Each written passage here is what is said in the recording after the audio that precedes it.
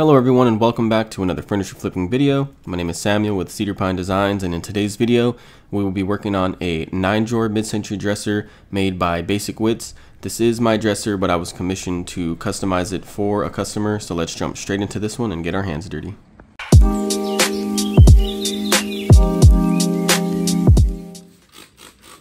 I start every project off by cleaning it with a degreaser. I like to go over all the surfaces. I do get a lot of questions in the comments asking why furniture flippers in general like to clean their pieces, because they're going to sand them anyway.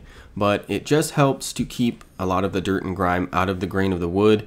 It does save your sanding pads. I don't want to say it's absolutely crucial, but for me, a lot of these older pieces like to build up a lot of garbage and dirt over time and all the cracks. And if you do plan on restoring or painting, it just looks terrible when you spray paint over top of built up garbage. So it's just a good idea to clean it. I mean, it adds 20 minutes to your project. It's just essential for me.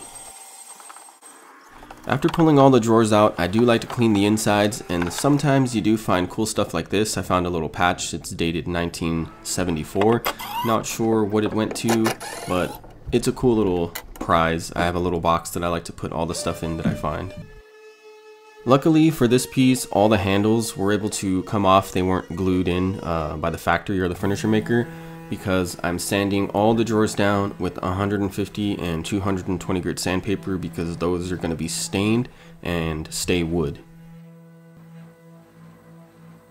When sanding drawer fronts and tops in general that have veneer, you want to be very careful to avoid the edges as much as possible, because if you sand through those edges, it's not going to match when you go to stain it or seal it with an oil or something. So just keep that in mind when sanding. As you can see in this top drawer, it does still have a like a display sticker from when you first buy it, showing all the pieces that are in that series along with that dresser. I thought that was pretty cool. It was still kind of like tacked glued down, so I left that in there. And then another cool thing, when I laid this thing down, I found this cool, like I don't really know what to call it. It was almost like a bracelet, but I don't think that it was like real gold or anything, because it would stick to a magnet, but it's just kind of cool to find little stuff like that. So here I am sanding the base down to bare wood using 150 grit sandpaper, because I plan on staining the bottom base to give it a little bit of contrast, because I am planning on painting the body later. And I know a lot of people hate paint, but for this client, he did ask for a two-tone color, and I'm not opposed to that. And I am going to remove the base, because it is just going to make it a little bit easier for me to paint the body and not have to worry about taping off the base. And I can go ahead and stain it and leave it to the side so that it can dry. After removing it, I do mark it on the bottom. I just write the word front, because this base is identical on all sides as far as the trim, and I just want to make sure that it goes on the same way. After taking it off, I did notice that some of the legs were loose, and I was able to knock some of these dowels out. The glue just wasn't holding on anymore, so I just put some more glue and reattached it just to reinforce it and let it dry, so that way it stands nice and sturdy. So these little syringes are actually really convenient to put some glue in there and get into these tight areas. For stuff like this right here, you don't really need a syringe, but I didn't really get it in the video, but I did use it on other spots where the base didn't come completely apart, but it was still kind of loose, so I was able to get the syringe part in those cracks and get some glue in there, so that way it will stiffen those up.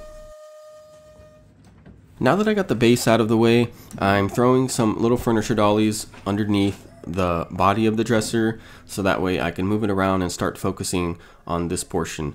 So I am using 150 grit sandpaper. It is a pretty common grit that I use. It's good for stripping and finishing.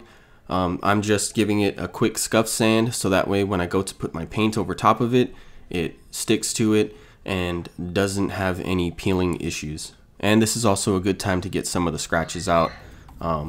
There is a spot on the top where some veneer was missing off of the sides, so I'm just using some wood putty, because I plan on painting it anyway, so you're never going to see it. So after all that's taken care of and the wood putty's drying, I move on to staining. I'm using Verathane's 1 hour dry time in a dark walnut. It is by far my most popular and favorite color to use on most of my mid-century pieces. I'm gonna put one coat, and typically this stuff soaks in really well and it doesn't need a second coat, but sometimes I will throw a second coat on it, but for this one I only needed one. Also, keep in mind that the more coats you put, the darker the color is going to turn out. So for me, I was happy with the color with one coat, and that's all that was needed.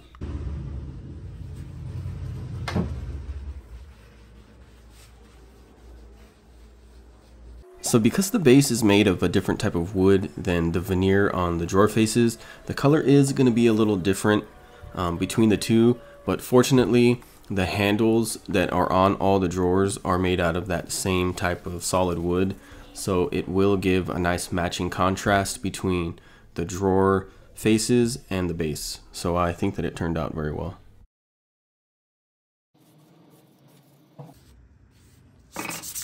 Back to the body of the dresser, the wood filler is nice and dry, so I'm just sanding it down nice and flat, hitting all the edges to make sure that I knock everything down and get this thing ready for paint.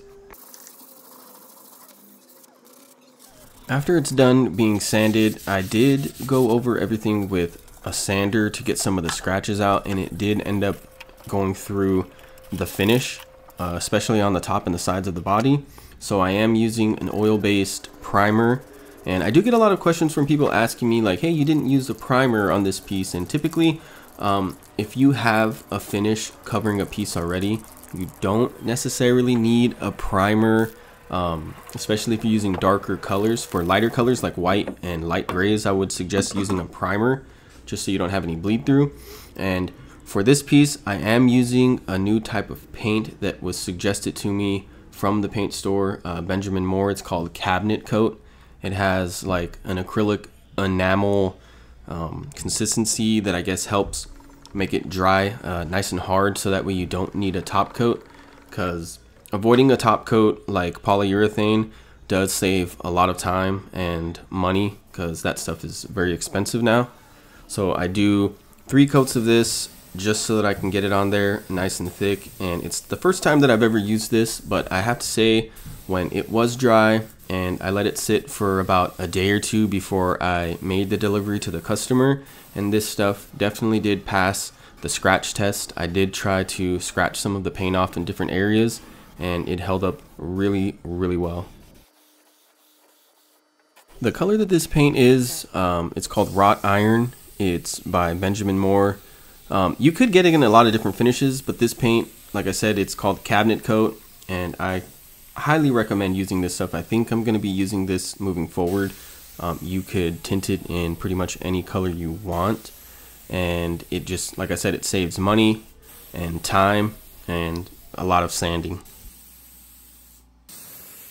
For the drawer face, we did come up with an idea that we wanted some of the handles on the uppers and the middle drawers painted gray, and I did get a lot of controversy on this topic, where a lot of people didn't really like the middle drawers different from the outer drawers, but this was a customer request, and I quite honestly like it myself. Hey, if the customer likes it, that's pretty much all that does matter, and I was happy with it as well. So I was told by the paint store that I bought the paint from that it wasn't absolutely necessary to sand in between each coat, but just for me, because I wasn't using a top coat for the first time, I wanted to make sure that these coats bonded really well together and really stuck down. So I did sand in between each coat. I started off with 220 grit, but once I got to my second coat, in between my third and last coat, I used 400 grit sandpaper just so that you don't leave any kind of scratches behind. So now that the painting is done and everything is drying, I move on to the drawers. I am reattaching all the handles, and it kind of was a pain because of the older screws. I don't show it, but I did have to replace some of them because for some reason, I'm pretty sure nobody's ever removed them before, but the screws that they use strip out very easily, and some of them almost seem already stripped out.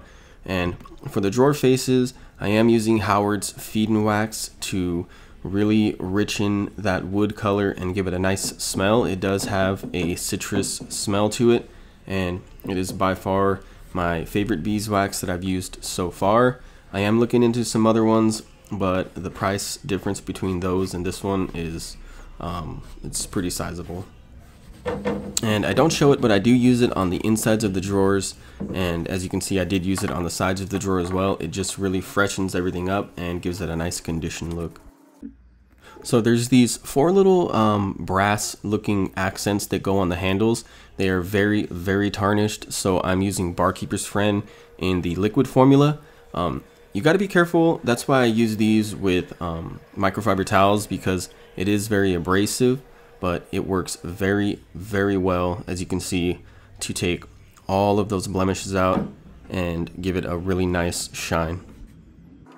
Now that the paint has had some time to dry, I reattach all the top handles as well as the vertical handles, but for the top ones, they are painted, and the reason why we came up with that was because of the brass accents. We weren't sure if we wanted to leave them or to remove them, but with them being gray, they really stand out opposed to them being stained. And I think that that was the perfect choice for these drawer fronts. Just to touch on the subject really quickly, I know that this is a really nice mid-century piece, and a lot of people seem to get very upset when I paint furniture, and it's just the trend nowadays that people want stuff to match with their decor, and I get it, but that doesn't mean that these pieces are ruined forever, because just as well as I can remove the finish off of any old dresser, I can remove paint off of any other dresser. And it's just the times that we're in right now, and I'm not mad about it. Reattaching this vase was very straightforward. All the holes were already there, all the screws were already there. I just had to line everything up and make sure that I put it back the same way that I took it off, and that's pretty much it for that. I'm using Johnson's paste wax because it works a little better than the feed and wax to lube up all the drawer slides, just so that when you do go and put all the drawers back in, they slide nice and smooth. I do put these on the tracks under the drawers as well as the sides of the drawers, because they do sit on the sides as well. I do get people asking why I don't remove all the old drawer slides and replace them with newer metal updated slides. And the answer for that is because they're not really set up. They don't have wood on both sides of each drawer that you need to attach these things to, so it's just really not feasible, and it takes away from that vintage feel.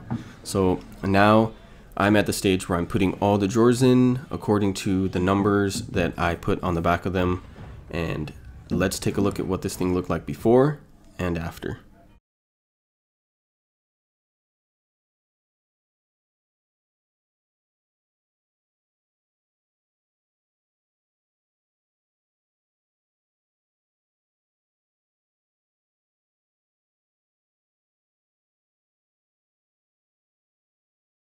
So I'm really happy with the way that this piece turned out, and the customer was just as happy, if not more. So like I do in all my videos, at the end, let's go over the numbers really quickly. I paid $100 for the dresser. I spent $50 in total on the paint and material. For most of it I had in my stock already. I sold it for $800, leaving me with $650 profit over the course of 9 hours, which leaves me with $72 per hour. And I am very happy with that turnaround. It was pretty quick, and it was already sold before it was even done. I'd like to thank everybody who supports me and sticks with me on these videos. I'm very thankful for everybody out there, and I cannot wait to see you on my next project.